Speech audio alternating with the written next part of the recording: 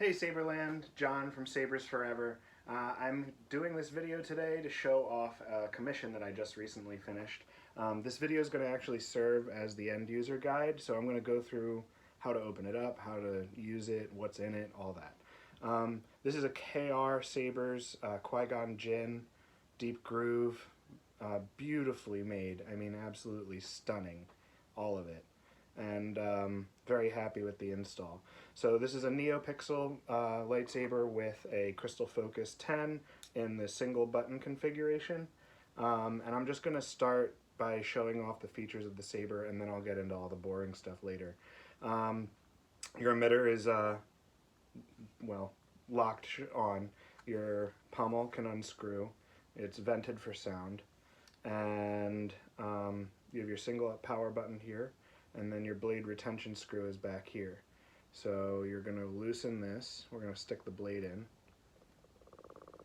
Dump out your blade plug. You have stock V3 NPXL connector and a blade made by me, Sabers Forever. Just stick this in there, push down.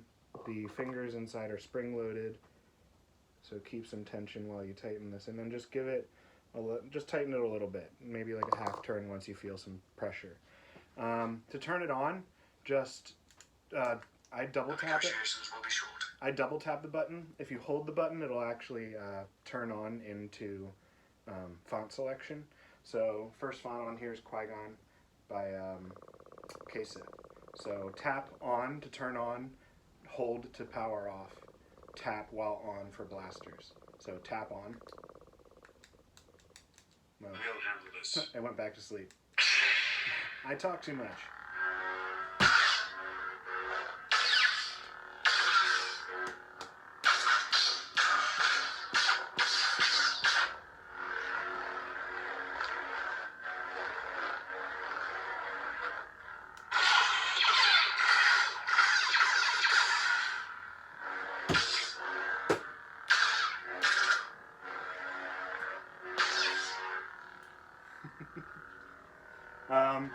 Alright, and then hold it to power off.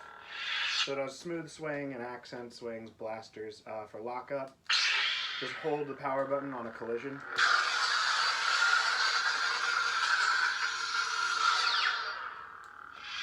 To start with no sound, hold the power button until you hear it beep once and then release. And it starts in mute. So it does everything the same, just without sound. And then hold the power off, you'll get the power off sound. If you keep holding the button past the first beep, you'll get music.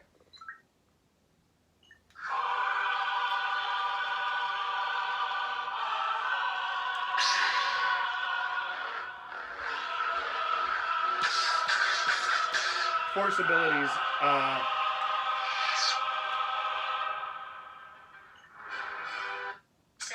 selection. Master Qui-Gon, keep your concentration here and now where it belongs. Alright, now that there's not all that noise. You can actually do force abilities also with the saber blade on by swinging the blade and tapping or holding the power button. So Credits will live fine. So you get that droid force push. Whoop. Not good at this. Alright, now to get to different fonts, just keep holding the power button until you go to font selection. I'm not going to go into that right now, but I'm going to show off the color changing. The font selection, you just basically tap through and then hold on what you want. And it has all the default fonts, plus I made the first font, Qui-Gon. So, color changing, turn the saber on and twist and hold the power button. You have to do it all really quickly because it turns off quickly as well. So The negotiations will be short. it turns off, it goes into deep sleep after about a minute. Alright, so to actually color change, you twist and then hold it. Hold the power button. But if you want to go backwards, just twist it the opposite way. It'll go back to the previous color. which is pretty neat. So anyways, alright, let's get into the boring stuff, I guess. Whoop. Alright. Take out the blade, and then I'm not actually sending the saber with the Allen key for the belt clip, only because this is my only one. But you shouldn't need to get in here unless you're really planning on changing out fonts or anything, or any settings. So take off the belt clip, unscrew the pommel, and then the shroud, the aluminum shroud, comes right off. Even without removing the shroud, in order to charge the saber, all you have to do is actually just remove the pommel, and your recharge port's right there. So this just slides in and out. And then here you can see there's the sound card, and then the additional chassis for the recharge port and the speaker. And then these wires lead up to your button and your NPXL.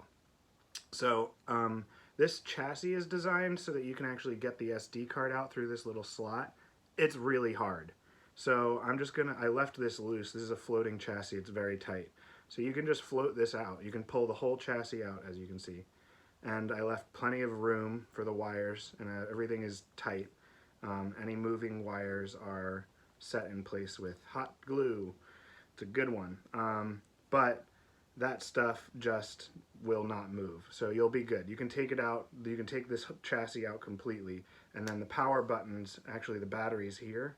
So the power had to run all the way across underneath the sound card to the recharge port. So in order to put the chassis back in, make sure that the power cables are seated nicely under the SD card. Those are the only ones that aren't secure. When you're ready for use, just put it back together, line up your CoverTech wheel hole, and then tighten it down. This holds your shroud. The shroud is also, I fit it. I had to tighten it up a little bit by squeezing it together, but it doesn't come off of the saber. Like, it's a very snug fit, so it feels really good. And then everything inside is nice and snug as well. When you go to do this, maybe back wind it and then tighten it up. Doesn't have to be very tight. Credits will do fine. And then there's the NPXLs, or NPXL, all lit up. Stock does beautiful work. Anyways, that does it for this video. I hope you all found this fun. If you like these videos and want to see more, please like this video and subscribe. It really helps this channel out a lot. It's still a new channel, and I'm going to be doing a lot more fun installs like this in the future.